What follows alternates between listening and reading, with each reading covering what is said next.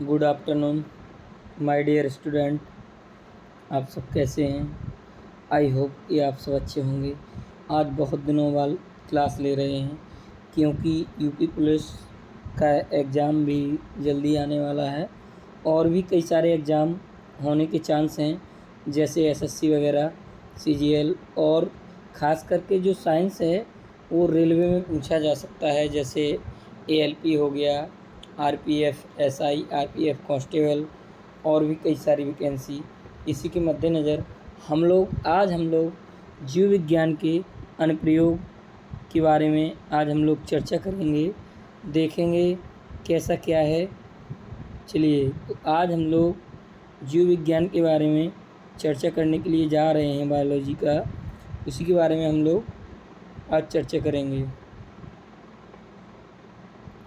आप सबसे पहले फर्स्ट ऑफ यू मैंने जैसे चिन्हित किया है कि हम लोग कोशिका के बारे में पढ़ेंगे। किसके बारे में पढ़ेंगे? कोशिका के बारे में पढ़ेंगे। अब जो कोशिका है उसको क्या है, कोशिका के संबंध में स्मरणीय तथ्य हम लोग जानेंगे।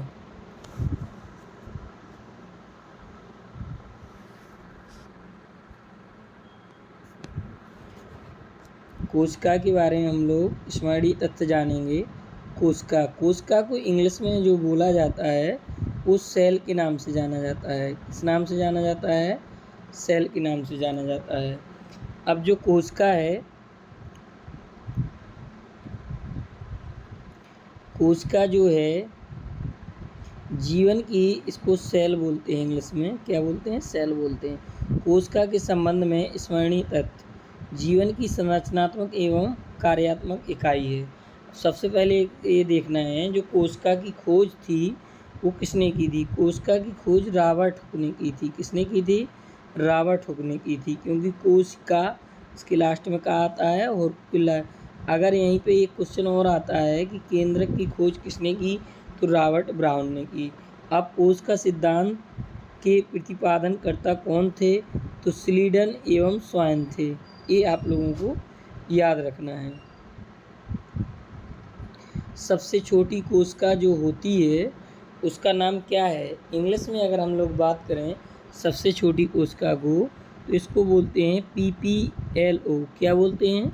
PPLO भी कहते हैं। इसे प्ल्यूरो न्यूमोनिया लाइक ऑर्गेनिज्म, या इसमें बोलते हैं कि माइकोप्लाज्मा गैलीसेप्टिकम नामक जीवाणु होता है। इसको PPLO कोशिका के लिए सबसे बड़ी कोशिका होती है। बोलते नहीं शुतुरमुर्ग का अंडा, इसको ऑस्ट्रिच भी बोलते हैं। इसको सबसे बड़ी कोशिका के नाम से जानते हैं। सबसे लंबी तंत्रिका कोशिका है नर्वस सिस्टम। जो नर्वस सिस्टम फैला हुआ है, तंत्रिकाएँ जो मेरुरज्जु में जाती हैं, नर्वस सिस्टम तंत्रिका, वो सबसे लंबी कोशिका है। अगर सबसे छोटी हड्डी की बात की जाए तो स्टेप्स बोलते हैं, जो कि कान में होती है, और लेग टांग की फीमर सबसे बड़ी हड्डी होती है। इधर बताना ज़रूरी था तो मैंने बताया। उसके बाद हम लोग चलेंगे कोशिका भित्ति। कोशिका भित्ति क्या, किसको बोलते हैं?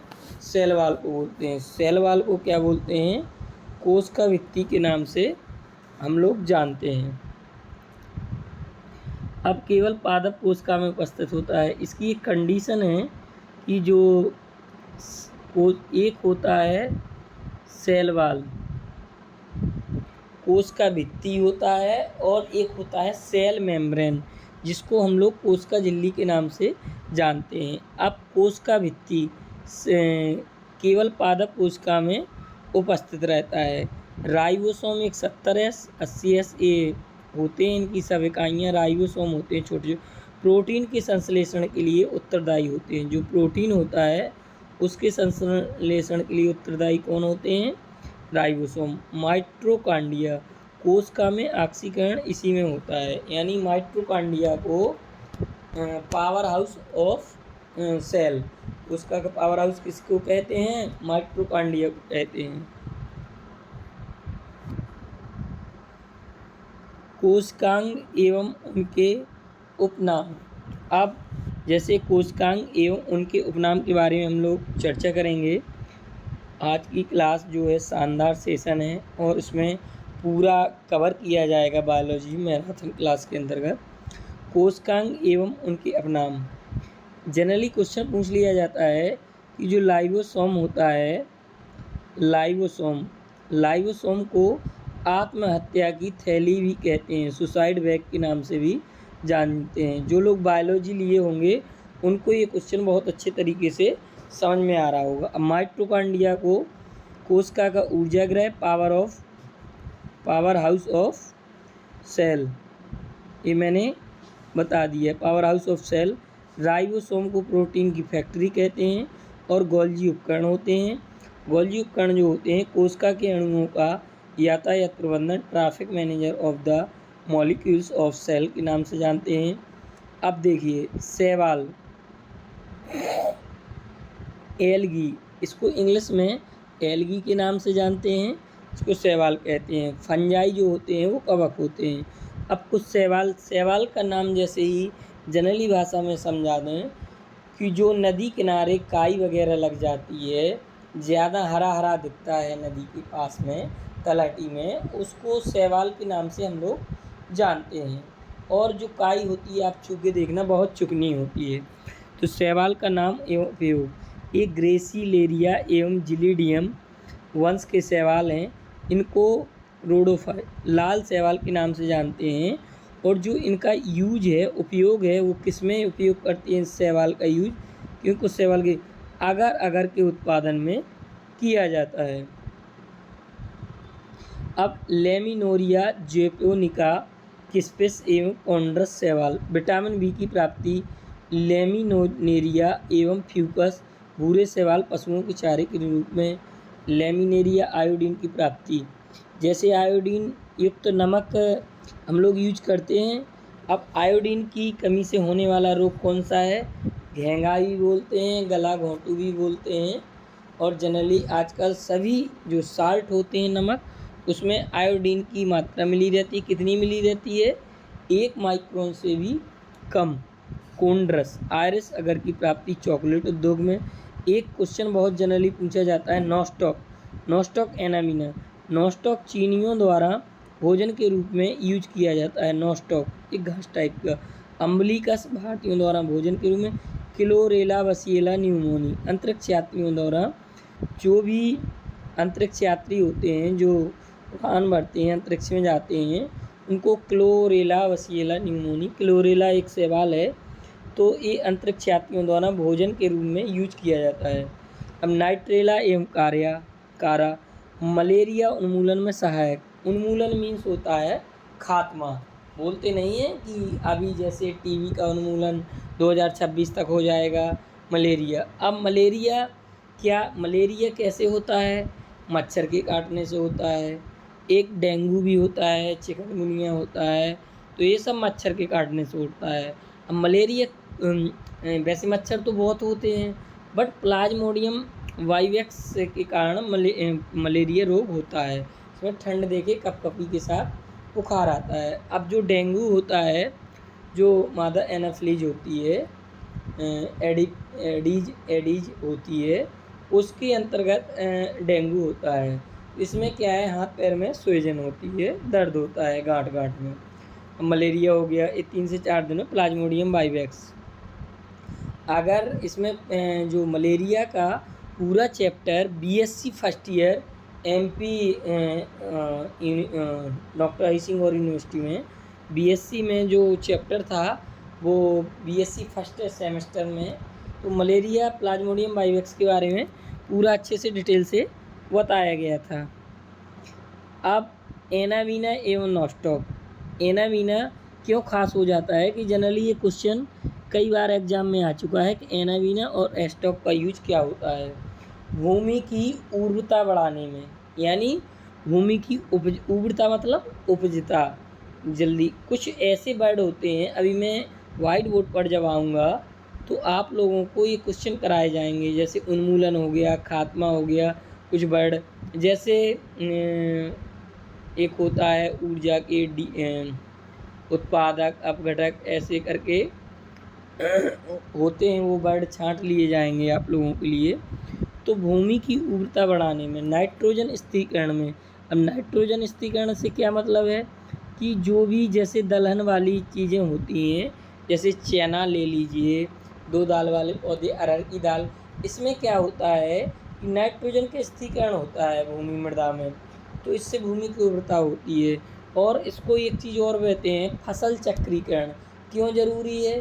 क्योंकि अगर एक ही खेत में अगर एक ही फसल हम लोग बोते रहेंगे तो उसकी भूमि की उर्वरता क्या हो जाएगी? कम हो जाएगी।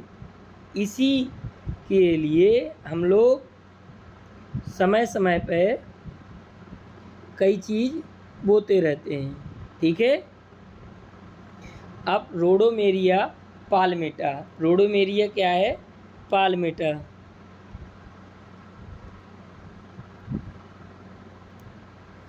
रोडोमेटा पाल्मेटा। तो ये हो गया। अब हम लोग आगे बढ़ते हैं, क्वेश्चन खिंच जाता है। अब देखिए, आप लोगों ने देखा होगा जनरली अभी बरसात का मौसम चल रहा है तो कुछ फलों के खाने योग्य भाग देख लीजिए। जैसे आप लोग मटर की फली खाते हैं, इसको पीवी बोलते हैं इंग्लिश में। मटर की फली होती है तो जो खाने योग्य भाग का नाम है उसको भ्रूण कहते हैं। और हम लोग क्या करते हैं कि पूरा बीज खाते हैं। क्या खाते हैं? जनरली हम लोग बीज खाते हैं, यानी बीज हम लोग खाते हैं।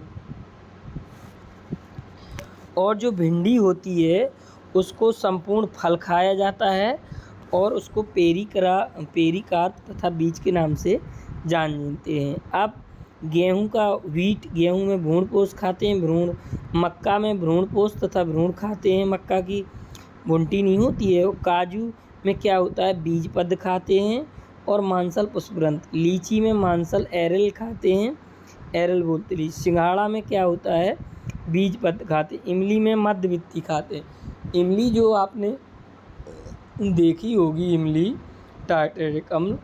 इमली में क्या होता है कि ऊपर की जो होती है परत वो भी हम लोग निकाल के फेंक देते हैं, छिलका, और जो अंदर बीज होते हैं वो भी निकाल के फेंक देते हैं।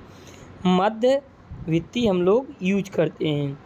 ऑरेंज यानी संतरा, नारंगी। एक कोष कोई रोम अंतावित्ती का के रसदार भाग। आप लोगों ने जनरली संतरा खाया होगा तो उसमें क्या होता है, कली की कली निकलती है, उसमें छिद्रावी रोम रहते हैं, उसको रस चूस के रोम अंतावित्ती के साथ रसदार भाग खाते हैं। सेब में क्या खाते हैं? मांसल पुष्पासन खाते हैं। नाशपाती मांसल पुष्पासन। जो खीरा होता है, कुकुम्बर, मध्यवित्ती तथा अंतावित्ती खीरा की खाते हैं। मतलब मध्यवित्ती और अंतावित्ती, मतलब ऊपर का चाहे तो छील भी सकते हैं, नहीं भी छील सकते हैं। मध्यवित्ती और अंता। फिर अब ऐसा थोड़ी होता है खीरा खाएंगे उसका बीजा फेंक देंगे, नहीं। जो चीमरी होती है उसका बीजा फेंक देते हैं, कलींदे का फेंक देते हैं, बट इसका खाते हैं। और उसके बाद खरबूजा मध्यवित्ती अंतावित्ती, लौकी मध्यवित्ती अंतावित्ती। अनार में क्या होते हैं कि जो पोमीग्रेनेट अनार रसदार बीज चोल होते हैं वही हम लोग खाते हैं, उसी में अनार का जूस निकलता है। नारियल में क्या करते हैं? भ्रूण पोष खाया जाता है। भ्रूण पोष का मतलब जटा तो उसके खाएंगे नहीं, उसका जो कठोर भाग होता है वो नहीं होता है। आम में मध्य फल वित्ती खाई जाती है। इसमें जैसे इमली में खाई जाती है ऐसी आम में, क्योंकि आम का जो ऊपर का छिलका थोड़ी खाया जाता है, वो भी छीला जाता है।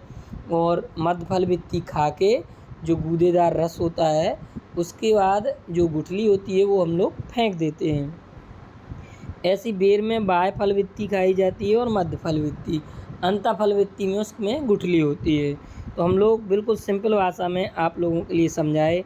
सुपारी, भ्रूण, अमरूद, फल वित्ती। केला में क्या होता है? फल वित्ती भी खाते हैं, अंतःवित्ती, क्योंकि इसमें कोई गुठली टाइप का कोई ऐसा कुछ नहीं होता है। ऐसी बैगन, टमाटर में फल वित्ती तथा प्लेसेंटा। अंजीर का नाम सुना होगा, मांसल आशय रिसेप्टिकल। अनन्नास बाहरी केस। कटहल सहपत परिदलपुंज बीज। सहतूत परिदलपुंज सहपत। कमल पुष्पासन बीज। स्ट्रॉबेरी मांसल पुष्पासन। शरीफा फलवित्ती शिखर को छोड़कर।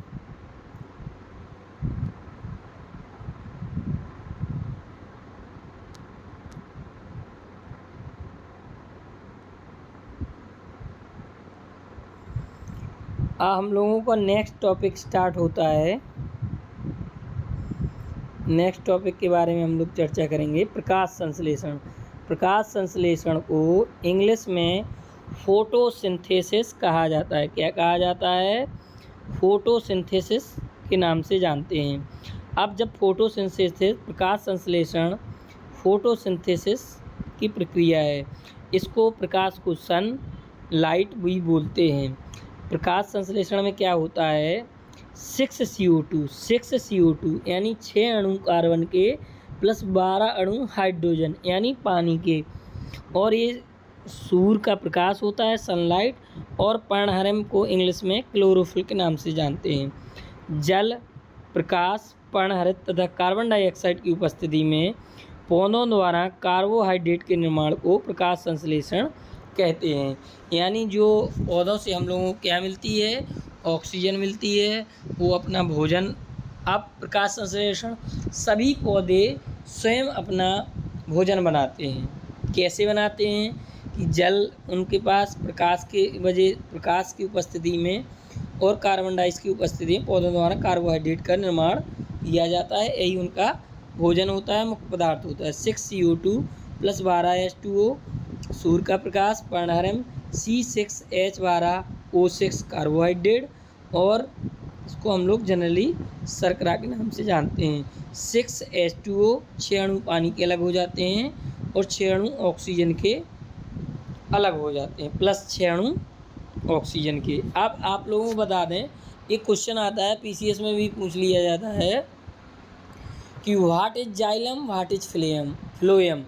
जो जाइलम फ्लोएम होता है, इसकी एक कोडिंग है जाइलम फ्लोएम की, कि जो फ्लोएम होता है, पहले जाइलम देखिए। जो जाइलम होता है, जाइलम, इसकी अभी नुक्की कम करेंगे। जाइलम होता है, इसको सीधे जल से जोड़ दीजिए। जाइलम यानी जल।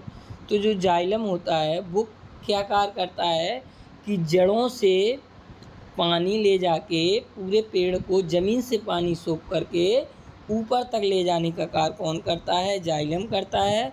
फ्लोएम यानी फल यानी खाना, जो खाना बनता है पत्तियों के द्वारा, वो पूरे पेड़ में सप्लाई किया जाता है, उसको हम लोग फ्लोएम के नाम से जानते हैं। प्रकाश संश्लेषण के लिए आवश्यक कार्बन डाइऑक्साइड स्थलीय पौधों के द्वारा वायुमंडल से, जबकि जलीय पौधों के द्वारा जल से लिया जाता है। प्रकाश संश्लेषण के लिए आवश्यक पदार्थ कार्बन डाइऑक्साइड यानी CO2 स्थलीय पौधों के द्वारा वायुमंडल से, मतलब वायुमंडल में जो व्याप्त रहती है, वो कार्बन डाइऑक्साइड पौधों द्वारा ली जाती है। इसके थ्रू प्रकाश संश्लेषण की, जबकि जलीय पौधों द्वारा, अब जो जल में जलकुंभी वगैरह है, वो जल के से लिया जाता है। तो ये हम लोगों को बेसिक डिफरेंस आज पता चल गया है। अब प्रकाश संश्लेषण के लिए आवश्यक जल पौधों की जड़ों द्वारा अवशोषण किया जाता है, जो परासरण विधि यानी ऑस्मोसिस प्रोसेस के द्वारा पत्तियों तक पहुंचता है। यदि पत्तियों में उपस्थित वर्णक क्लोरोफिल है, क्लोरोफिल मतलब हरित लवक, क्लोरोफिल होता है तो इसका रंग हरा होता है। अब एक क्वेश्चन जनरली यहाँ पे बनेगा, आप लोग भी पढ़ सकते हैं बुक, ऐसा नहीं, मैं साथ साथ ये भी बताने का प्रयास कर रहा हूँ कि क्वेश्चन कैसे कैसे बन सकते हैं। जैसे यदि पत्तियों में उपस्थित वर्णक क्लोरोफिल होता है, अब इसमें हरा रंग किसके कारण होता है? उसमें दे दिया जाएगा क्लोरोफिल, हीमोग्लोबिन और प्रकाश संश्लेषण, ये दुनियादारी। आप लोगों को लगा के आना है क्लोरोफिल। क्लोरोफिल के कारण इसका रंग हरा होता है। यदि देखो क्लोरोफिल के कारण क्या होता है? हरा। अब यदि लगा दिया, यदि जेंथोफिल होता है, क्या होता है? जेंथोफिल, तो जो पत्तियों का रंग होता है लाल होता है। ठीक। पर्णहरित मुख्यतः हरित लवक क्लोरोप्लास्ट में पाया जाता है। जो पर्णहरित होता है, हरित लवक क्लोरोप्लास्ट में पाया जाता है। प्रकाश संश्लेषण की क्रिया हरित लवक के ग्रेना भाग में होती है। किस भाग में होती है? प्रकाश संश्लेषण की क्रिया हरित लवक के ग्रेना भाग में होती है। अभी आप लोग BSc में शायद था, उसमें क्या होता है, सारे चक्र बताए गए थे, और प्रकाश संश्लेषण की क्रिया हरित लवक के ग्रेना में होती है, ग्रेना भाग में, और जो वो होती है वो स्ट्रोमा भाग में होती है। पीठिका व पीठिका स्ट्रोमा में संपन्न होती है। 2 प्रक्रियाएं होती हैं। क्लोरोफिल के केंद्र में मैग्नीशियम। अब एक बेसिक डिफरेंस देखिए, एक होता है मैग्नीज, उसको एम बोलते हैं, मैग्नीशियम को Mg बोलते हैं। किसको बोलते हैं? मैग्नीशियम को Mg बोलते हैं, मैग्नीज को Mn बोलते हैं। ठीक। अब प्रकाश संश्लेषण की दर, एक क्वेश्चन आया गया कि जो प्रकाश संश्लेषण की दर किस रंग में सर्वाधिक और किस रंग में सबसे कम होती है। तो प्रकाश संश्लेषण, सनलाइट जो बनता है पौधों में, प्रकाश संश्लेषण की दर सबसे ज़्यादा किस रंग में, क्योंकि ये वैज्ञानिकों ने कलर करके उसको अंदर रूम में बन के एक्सपेरिमेंट किए थे, उसी के अकॉर्डिंग इसमें बताया गया कि प्रकाश संश्लेषण की दर होती है, जो रेट होती है, वो लाल रंग के प्रकाश में सर्वाधिक होती है। अगर जैसे शाम के टाइम जब सूर्यास्त होता है तब थोड़ी रेड प्रकाश हो जाता है तो ज़्यादा होगी, और बैगनी रंग के प्रकाश में न्यूनतम होगी। जैसे बल्ब के प्रकाश से बैगनी रंग बनाया जाए तो उसमें सबसे कम होगी। प्रकाश संश्लेषण एक उपचयन अपचयन प्रक्रिया है, रिडक्शन क्रिया है। इसमें जल का उपचयन ऑक्सीजन में, जैसे जल का शुद्ध क्या होता है H2O, तो ये ऑक्सीजन अलग हो जाएगी ऑक्सीजन में, तथा कार्बन डाइऑक्साइड का अपचयन ग्लूकोज में हो जाता है C6H12O6, इसमें हो जाएगा। अब हम लोग आगे चलेंगे, जैसे यहाँ पे अभी हम लोग बताए थे पहले में। अब हम लोग चलते हैं पादप हार्मोन के बारे में हम लोग चर्चा करेंगे। किसके बारे में चर्चा करेंगे? हम लोग प्रकाश संश्लेषण बता दिए,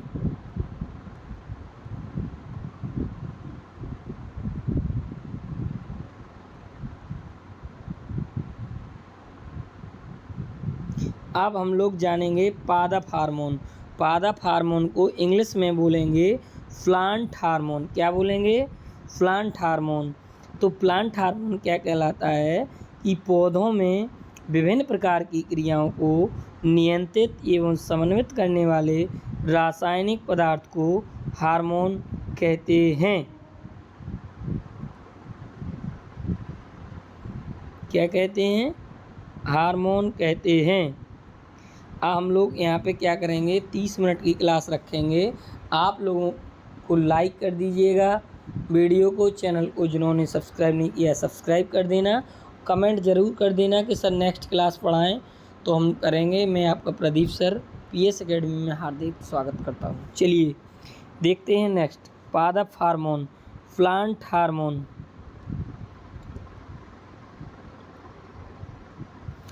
अब जो पादप हार्मोन है, प्लांट हार्मोन, पौधों में विभिन्न प्रकार की क्रियाओं को नियंत्रित एवं समन्वित करने वाले रासायनिक पदार्थ को हार्मोन कहते हैं। क्या कहते हैं?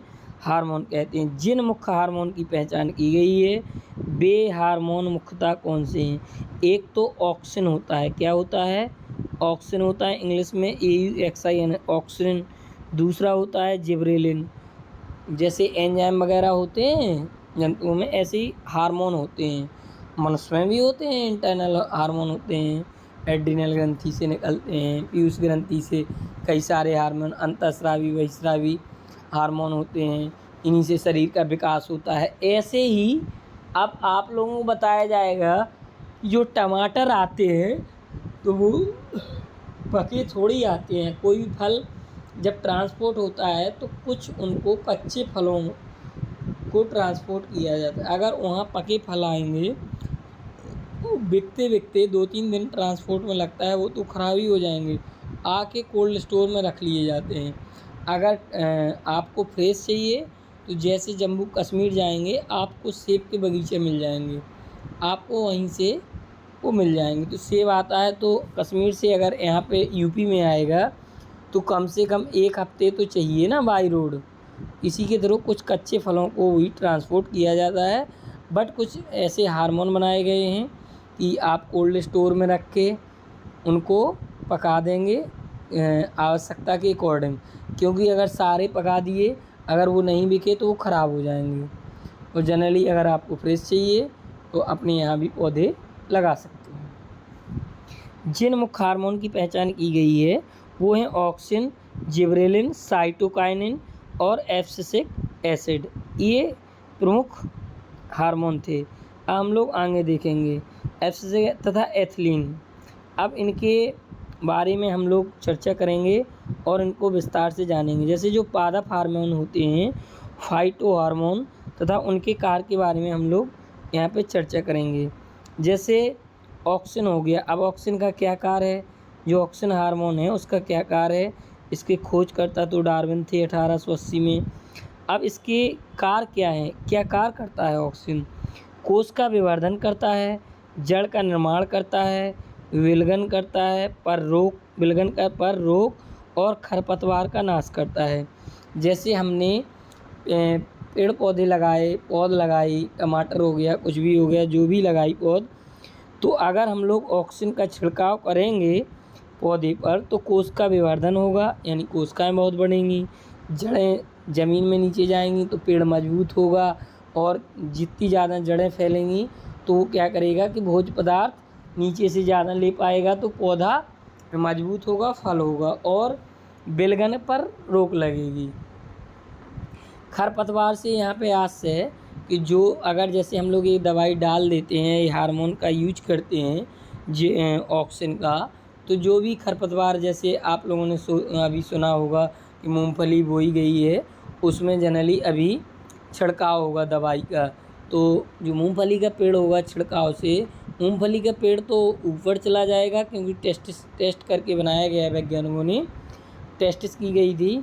और जो खरपतवार से आशय है, जैसे चारा जनरली हम लोग बोलते हैं, चारा घास जो उगाती है जिनसे अनयूजफुल है, वो वहीं पे मर जाता है, क्योंकि उतनी क्वांटिटी मिलाई गई है कि उसको नुकसान पहुंचाएगा, बट पेड़ को नुकसान नहीं पहुंचाएगा। अब हम लोग जानेंगे जिब्रेलिन। जिब्रेलिन के बारे में क्या है, जिब्रेलिन कुरोसावा बोनी जातियों के तने में। जैसे जिब्रेलिन का यूज कब किया जाता है हार्मोन का, जैसे बोनी जातियों के तने को लंबा करना। जैसे कोई पेड़ है, अगर वो लंबा ऊंचा नहीं हो रहा है तो जिब्रेलिन का यूज करेंगे। बीजों की प्रसुप्ति यानी डोरमेंसी समाप्त कर अंकुरण में सहायक, पुष्पन एवं फल निर्माण पर नियंत्रण रखता है। साइटोकाइनिन होता है, साइटोकाइनिन कोशिका जो होती है वो सेल, उसको जैसे कोशिका है तो उसको सेल के नाम से जानते हैं। अब इसको साइटोकाइनिन भी कोशिका से रिलेटेड है। आप लोग याद कर सकते हैं कि साइटो यानी सेल, कोशिका विभाजन को प्रेरित करना, जीर्णता का विलंबन, डिले इन सेंसेशन, प्रसुप्त ऊतकों का जागरण। और इसका जो खोजकर्ता थे वो मिलर थे, यूरे और मिलर ने 1955 में किया था। अब 2 हार्मोन हो गए। अब हम लोग जानेंगे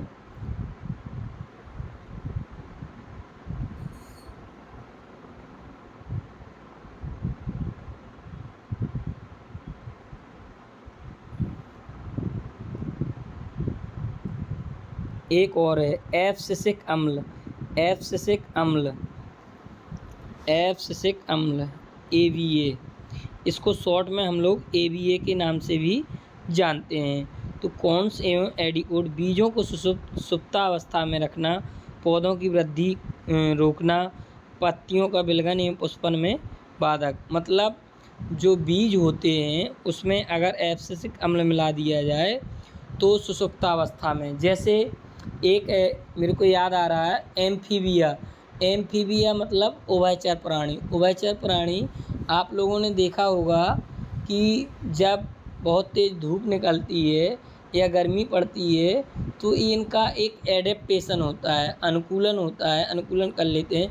जैसे जनरली बरसात के समय में ही मेंढक क्यों दिखते हैं, बाकी समय में मेंढक सारे मर थोड़ी जाते हैं कि भैया फिर से, ये क्या करते हैं ज़मीन के नीचे चले जाते हैं, क्योंकि इनको कम टेम्परेचर चाहिए होता है।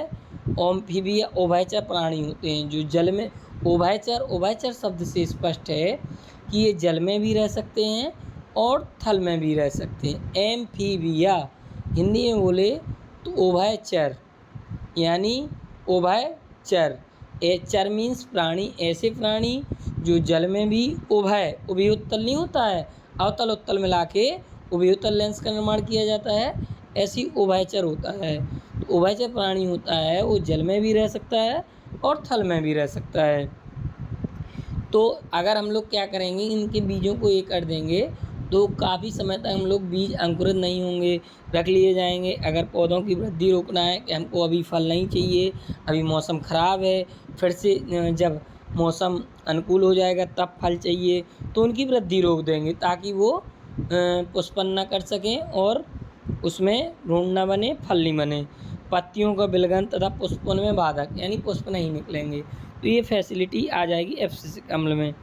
आप जनरली ये क्वेश्चन पीसीएस में कई बार पूछा गया है कि एथिलीन, इसको एथिलीन, एथाइलिन इस कई नामों से जानते हैं। एथिलीन वर्ग ने 1962 में खोज की। अब जैसे मैंने अभी बताया था, उदाहरण दिया था ट्रांसपोर्ट का, जो टमाटर वगैरह हैं या जो सेब वगैरह हैं, जैसे केला है, केला को तो जनरली अगर पका के लाया जाएगा तो केला तो ख़राब हो ही जाएगा, उस बात में तो कोई दोहराए नहीं है। तो जो केला होता है उसको क्या करेंगे कि फलों को पकाना, अगर हम लोग एथिलीन जैसे केला में इलायची वगैरह कुछ रख देंगे तो भी पक जाता है, या भूसे में हम लोग गाड़ देते हैं जनरली। जैसे आम है, अगर ट्रांसपोर्ट करेंगे तो ख़राब नहीं हो जाएगा, तो यहीं पे एथिलीन। अब एक एथिलीन ग्लाइकॉल होता है, वो अलग चीज़ है।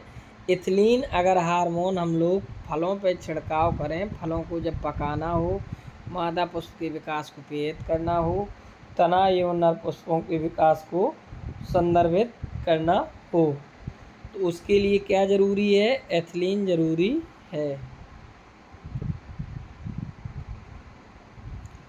अब हम लोग यहीं तक आज चर्चा करेंगे, क्योंकि आज हम लोग पात्रों से कुछ रोचक तत्व भी पढ़ाएंगे और उसके बाद जीवधारी, उसके बाद मानव शरीर क्रिया विज्ञान, अगला टॉपिक पाचन वगैरह कल पढ़ाएंगे। आज ये वाला टॉपिक हम लोग ख़त्म करने जा रहे हैं। अब हम लोग पढ़ेंगे कवकों का महत्व। जैसे अभी हम लोगों ने पढ़ा था शैवालों का महत्व, शैवाल क्या है, व्हाट इज एल्गी। अब जो कवक होते हैं उसको फंजाई, हम लोग बिल्कुल नॉर्मल भाषा में अगर बात करेंगे तो नॉर्मल भाषा में कवकों को क्या बोला जाता है, कवकों को बोला जाता है फंजाई नॉर्मल भाषा में। और बताएं, कवक को जनरली हम लोग क्या बोलते हैं, कवक को हम लोग जनरली भाषा में बोलते हैं, क्या बोलते हैं, कवक को हम लोग जनरली भाषा में बोलते हैं फफूंद।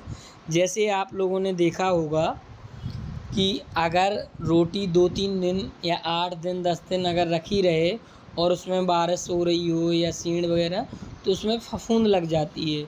कई जगह पे घरों में भी वो वाइट कलर की एक परत जम जाती है, उसको हम लोग फफूंद के नाम से जान जाते हैं। जैसे बासा कूसा रख दिया, उसमें फफूंद लग गई, तो उसको हम लोग बोलेंगे कवकों का आर्थिक महत्व। अब इसके बारे में हम लोग चर्चा करेंगे। अब कवक की क्या फैसिलिटी है, किस काम आता है कवक, तो जनरली हम लोग जानेंगे कि भूमि की उर्वरता बढ़ाने में यानी इंक्रीज, एक होता है इंक्रीज, एक होता है डिक्रीज। इंक्रीज में होता बढ़ाना, इंक्रीजिंग। जैसे डे बाय डे हम लोगों की पॉपुलेशन क्या हो रही है, इंक्रीज हो रही है, यानी बढ़ रही है। तो जो संसाधन है वो कम पड़ रहे हैं, तो ग्रोथ रेट हाई है, बर्थ रेट हाई है, डेथ रेट कम है, यानी बर्थ रेट इंक्रीज है और डेथ रेट डिक्रीज है। तो क्या होगा कि महंगाई बढ़ेगी, स्वाभाविक सी बात है। अब भूमि की उर्वरता बढ़ाने में इंक्रीज और fertility, to increase the fertility of soil, soil means होता है मृदा। उपयोग में आने वाले कवक एस्परजिलस टेरियस, स्टेकी बोट्रिस, स्ट्रा क्ले स्पोरियम हर्बियस, इनके थोड़ी नाम बहुत ख़तरनाक टाइप के रहते हैं। अब ये जो कवक हैं अगर ये यूज करें तो हम लोगों की भूमि की उर्वरा शक्ति बढ़ जाएगी और उपज में सहायक, भोजन के रूप में एज अ फूड, ऐसा नहीं है।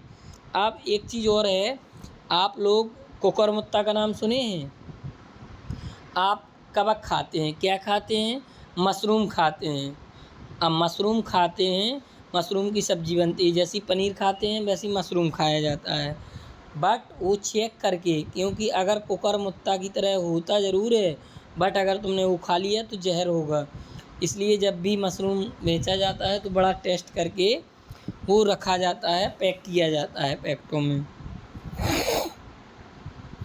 अब भोजन के रूप में कौन कौन से कवक यूज किए जाते हैं? रोमेरिया, क्लेवेसिया, एगेरिकस, लाइकोपर्डान। कोई भी पढ़ाई है, कोई भी टॉपिक है, क्वेश्चन है, तो वो जैसे इसमें मानव अनुप्रयोग पढ़ा रहे हैं, मतलब कोरिलेट करके, चाहे वो पर्यावरण से हो, चाहे वायुमंडल से, चाहे मनुष्य से, ऐसे टॉपिक कोरिलेट करके पढ़ा दिया जाता है तो भूलने के कम चांस रहते हैं। अब क्या होता है, नाइट्रोजन एक चक्रीय होता है पूरा नाइट्रोजन स्थिरीकरण में, इसको बोलते हैं नाइट्रोजन फिक्सेशन। विनाइट्रीकरण भी होता है नाइट्रोजन फिक्सेशन। रोडोटूरुला एवं अन्य कवक करते हैं। अब कवक का ये कहाँ होता है? शराब उद्योग में होता है।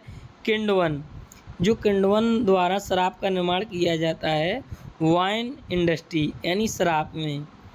ईस्ट एवं कुछ अन्य कवक निर्माण करते हैं, जैसे किण्वन। किण्वन से आस ले लीजिए कि जब हम लोग दूध होता है उसमें लैक्टोबैसिलस नामक जीवाणु होता है दूध में, तो दूध को किस में कन्वर्ट कर देता है? दही में। तो ये प्रकार के कुछ जीवाणु भी होते हैं, ये कवक हैं। ईस्ट एवं अन्य कवक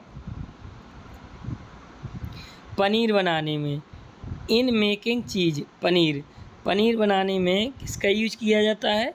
कवक में। और किसमें यूज किया जाता है? और क्या होता है कवक? मशरूम पनीर अब भूलेंगे नहीं। पेनिसिलियम, रॉक्यूफर्टाई तथा अन्य कवक का यूज पनीर बनाने में किया जाता है। और हम लोग जनरली जानते हैं कि दूध को इतने डिग्री पे गर्म किया, उसको फाड़ा, उसको एक पत्थर के नीचे रख दिया, यानी पनीर रेडी। फ्यूमेरिक अम्ल के निर्माण में राइजोपस, साइट्रिक अम्ल एक होता है सिट्रिक अम्ल क्या इसमें होता है? खट्टे फलों में, जैसे नींबू संतरा में।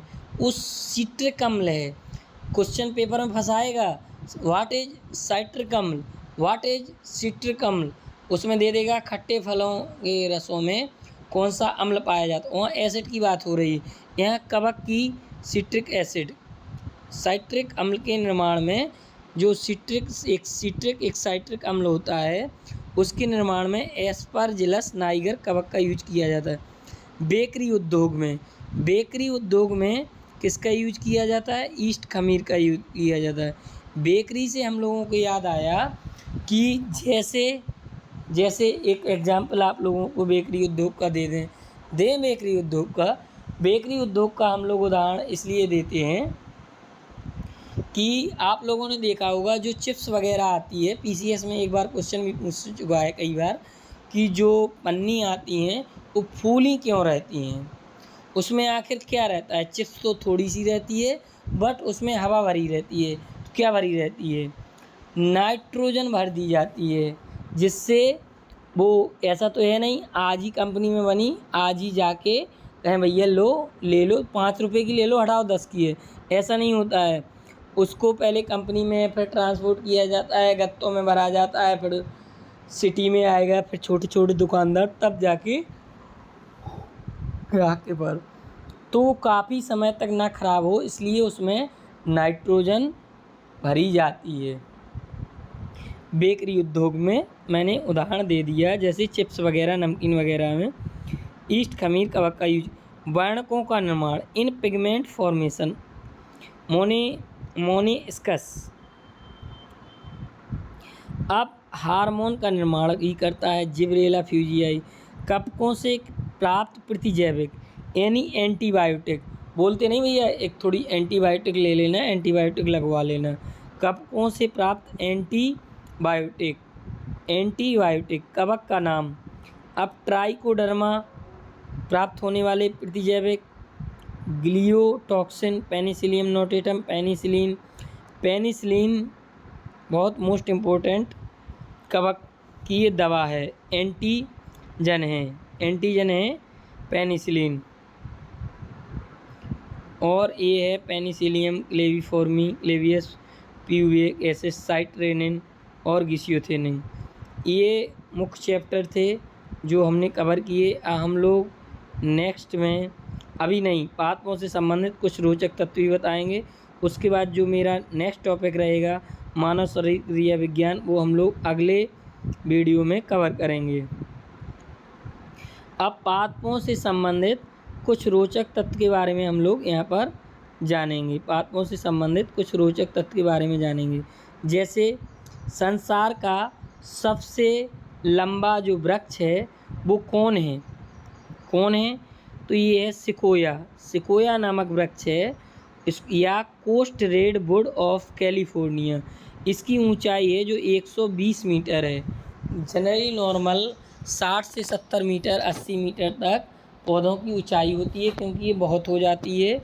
बट जो सिकोया नामक वृक्ष है उसकी 120 मीटर ऊंचाई है। संसार का सबसे बड़ा आवृतबीजी वृक्ष, एक अनावृतबीजी होता है, दूसरा कौन सा होता है? आवृतबीजी होता है। जैसे यूकेलिप्टस की खास बात क्या है? ये पर्यावरण का दुश्मन क्यों कहा जाने लगा है? यानी जलीय दुश्मन के नाम को किसकी संज्ञा दी गई? यूकेलिप्टस को आप लोगों ने सुना होगा, कुछ वर्ष पहले यूकेलिप्टस को बहुत लगाया जाता था। अब क्यों नहीं लगाया जाता है? क्योंकि ये दलदली क्षेत्रों में लगाया जाता है। पहली बात, ये जो क्या करता है, पानी का वाष्पोत्सर्जन बहुत ज़्यादा करता है और पानी को बहुत ज़्यादा चाहता है, सोखता है जनरली भाषा में, इसलिए ये जल का दुश्मन के नाम की संज्ञा भी दी गई है। यूकेलिप्टस सीधा चला जाता है, पानी बहुत यूज करता है। संसार की सबसे बड़ी पत्ती वाला पौधा विक्टोरिया रिजिया, भारत में पश्चिम बंगाल का जलीय पादप जलकुंभी। संसार का सबसे बड़ा फल लोडोसिया या डबल कोकोनट, यह भारत के केरल में पाए जाते हैं। नारियल भी बहुत ज़्यादा पाए जाते हैं। संसार का सबसे बड़ा पुष्प होता है वो रेपलेसिया होता है। क्या होता है? रेपलेसिया होता है। संसार का सबसे बड़ा पुष्प क्या है? रेपलेसिया है। व्यास इसका 1 मीटर, लगभग 8 से 10 किलोग्राम का फूल होता है। जो नॉर्मल फूल होते हैं वो कितने होते हैं? बहुत तो 50 ग्राम के हो जाएंगे, बट ये 10 किलोग्राम तक भी हो सकता है रेपलेसिया का फूल। इसमें से सड़े मांस की दुर्गंध आती है। इसकी कैसे पहचान होती है? जैसे सड़ा मांस की दुर्गंध आ रही हो। सबसे बड़ा बीजांड होता है, एक साइकस का वृक्ष होता है, एक फाइकस का होता है। जैसे जाइलम फिलोएम होते हैं, ऐसे साइकस फाइकस होते हैं। सबसे बड़ा बीजांड होता है साइकस का। सबसे छोटा आवृतबीजी पौधा होता है वो लेमना होता है। और कैसा होता है? ये एक जलीय पौधा होता है। सबसे छोटा बीज आर्किड का होता है। सबसे छोटा पुष्प वोल्फिया होता है। व्यास मात्र 0.1 मिमी। अगर बड़ा पूछा जाए तो रेपलेसिया लगा के आना, छोटा पूछा जाए तो वुल्फिया लगा के आना। अब जैसे मनुष्य में 46 गुणसूत्र होते हैं, वो 46 गुणसूत्र होते हैं। और ये कैसे डिसाइड करते हैं? जैसे अगर लड़का होगा तो मेल में क्या होगा? XY होता है, फीमेल में XX होता है। अगर X का Y से मिलान हो जाएगा तो लड़का पैदा होगा और जन्म लेगा। अगर XX का मिलान होगा क्रोमोसोम गुणसूत्र का तो लड़की पैदा होगी। ठीक। इसके बाद सबसे छोटा गुणसूत्र शैवाल में पाया जाता है। सबसे अधिक गुणसूत्र वाला पौधा, अब मनुष्य में तो 46 होते हैं, बट सबसे अधिक गुणसूत्र वाला पौधा ओफियोलोसम एक फर्न है। फर्न में की क्या विशेषता है? इसमें पत्तियां नहीं होता है, जो उनकी झाड़ियाँ होती हैं वही पत्तियों का रूप परिवर्तित होती हैं। फर्न पौधा होता है कांटेदार कटीले। 1246 गुणसूत्र होते हैं। सबसे छोटा पूछा जाए तो शैवाल में, सबसे बड़ा पूछा जाए तो ओफियोग्लोसम एक फर्न पौधा है। फर्न तो याद रहे, 1266 गुणसूत्र होते हैं जो सबसे अधिक हैं। सबसे कम गुणसूत्र वाला पौधा हेप्लोपेपस और गैसीलिस। सबसे इसमें क्या है? अधिक पूछा जाए तो ओफियोग्लोसम फर्न 1266, कम पूछा जाए तो हेप्लोपेपस गैसीलिस, और सबसे छोटा गुणसूत्र पूछा जाए तो शैवाल में। सबसे छोटा नग्नबीजी पादप जेमिया पिग्मिया हैं। सबसे छोटी कोशिका पीपीएलओ बोलते हैं। क्या बोलते हैं? शॉर्ट में हम लोगों को पीपीएलओ याद रखना है। अगर पीपीएलओ नहीं भी आया और अगर माइकोप्लाज्मा गैलीसेप्टिकम याद भी रखना है।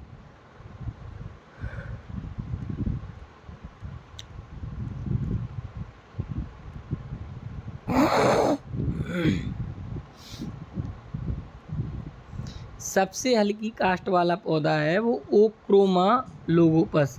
सबसे भारी कास्ट वाला पौधा हार्डविचिया बाइनिका। जीवाणु बैक्टीरिया तथा उनके द्वारा संपादित क्रियाएं, जैसे मैंने अभी जनरली बता दिया था। एक होता है जीवाणु। जीवाणु को हिंदी में, जीवाणु को इंग्लिश में बैक्टीरिया बोलते हैं।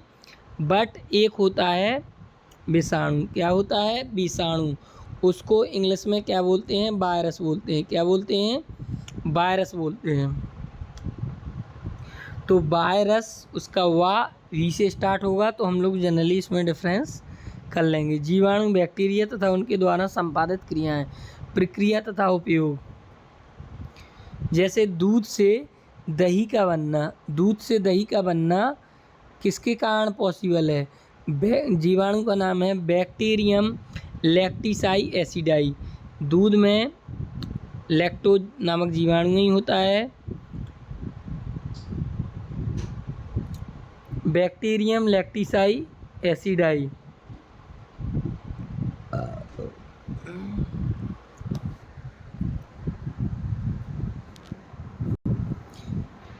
दूध से दही का बनना बैक्टीरियम लैक्टिसाई एसिडाई बोलते हैं। छाछ या मट्ठे का बनना स्ट्रेप्टोकोकस लैक्टिस। पनीर का निर्माण लैक्टोबैसिलस लैक्टिस स्ट्रेप्टोकोकस क्रेमिनियस। पौधों में नाइट्रोजन का स्थिरीकरण, दो दाल वाले पौधे, जैसे अरहर की दाल हो गया, अरहर का पौधा हो गया, चना हो गया, मटर हो गया। इसमें नाइट्रोजन में, पौधों में नाइट्रोजन का स्थिरीकरण होता है, फिक्सेशन। राइजोबियम लेग्यूमिनोसेरम काय में पाया जाता है? उनकी जड़ों में पाया जाता है। सिरका। सिरका जानते हैं क्या होता है? सिरका वो चीज़ होता है, जैसे गन्ने का रस होता है, उसको काफ़ी दिन तक सड़ाते हैं, बना रहता है, फिर उसको छाँट बीन के सिरका ये किस काम आता है? जिसका पेट खराब रहता हो, जिसको कब्ज रहता हो, जैसे आंवला काफ़ी दिन हो गया, 1-2 वर्ष पुराना, वो काला पड़ जाता है, उसका भी सिरका ही का ऐसा यूज होता है। सिरका का निर्माण एसिटोबैक्टर एसेटी नामक जीवाणु। भोजन का विषाक्तीकरण क्लोस्ट्रिडियम बोट्यूलिनियम। अब विनाइट्रीकरण बैसिलस माइक्रोबैसिलस द्वारा। अब हम लोग जानेंगे कि जीवधारियों में के संबंध में कुछ स्मरणीय तथ्य या उनके बारे में हम लोग चर्चा करने जा रहे हैं। जैसे जीवधारियों में के संबंध में कुछ स्मरणीय तथ्य के बारे में। सबसे बड़ा जो स्तनधारी होता है वो क्या होता है? नीली व्हेल। एक समुद्र में नीली व्हेल। आकार 35 मीटर होता है, भार 209 टन। अब टन की बात आई है, आप लोगों ने देखा होगा कि जब बड़े बड़े ट्रांसपोर्ट में गाड़ी या वज़न होता है तो वहाँ पे जनरली किस में वज़न होता है? टन में वज़न होता है। किस में? उनने कहा भैया एक काम करना है, यहाँ पे 20 टन सीमेंट उतारना है, यहाँ पे 50 टन सीमेंट उतारना है। तो टन का मतलब हो गया है कि एक टन में 10 कुंटल होता है। एक टन में कितने कुंटल होता है? 10 कुंटल होता है।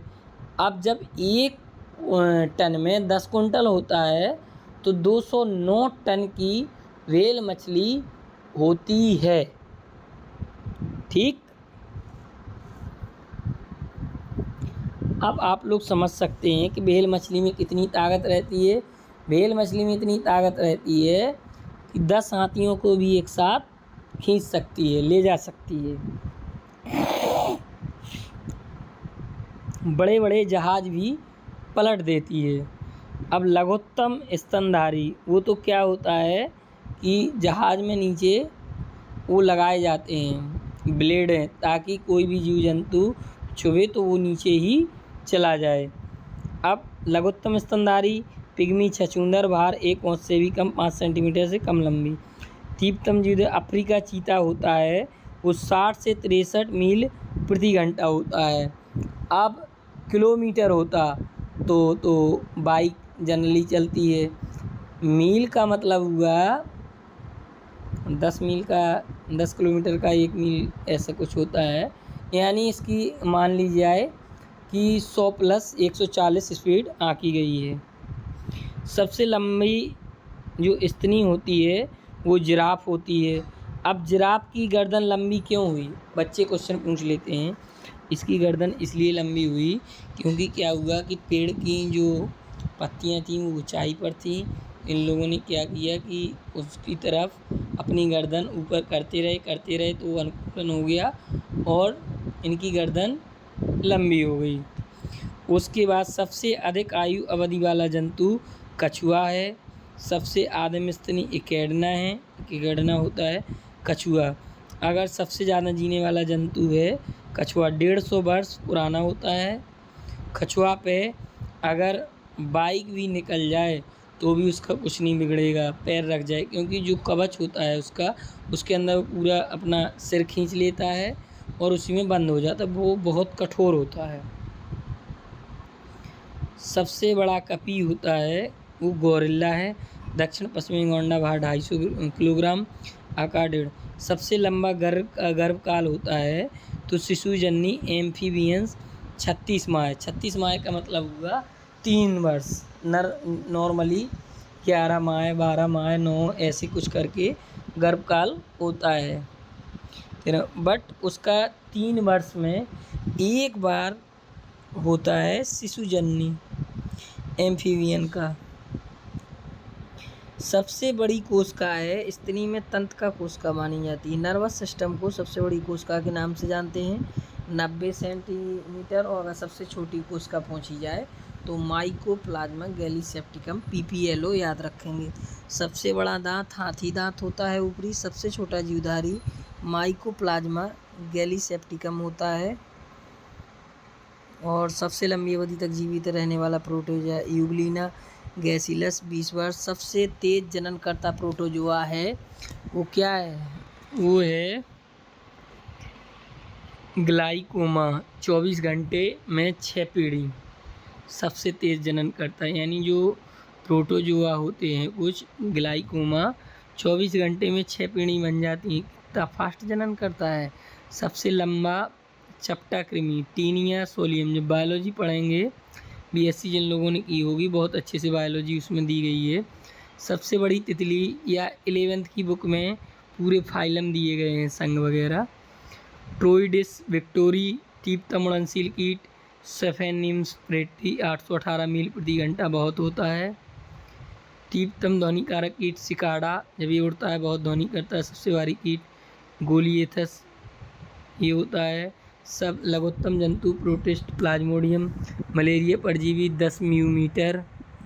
मंदतम वृद्धि वाली जंतु गहरे समुद्र की सीपी 100 वर्षों में मात्र 9 मिलीमीटर बढ़ता है। जीवित पक्षी का सबसे बड़ा अंडा है वो अफ्रीकी शुतुरमुर्ग है, 175 मिलीमीटर। सबसे छोटा पक्षी अंडा है गुंजन चिड़िया है, हमिंगबर्ड। सबसे बड़ा थल पशु है अफ्रीकी हाथी है। भार कितने टन है? 60 टन है। इसी के साथ हम लोगों की आज क्लास संपन्न होती है। नेक्स्ट क्लास में हम लोग मानव शरीर क्रिया विज्ञान पढ़ाएंगे। तो जिन लोगों ने अभी तक चैनल को सब्सक्राइब नहीं किया है वो चैनल को सब्सक्राइब कर दें और वीडियो को लाइक कर दें। ऐसे ही वीडियो पाने के लिए हमारे चैनल पर विजिट करते रहिएगा।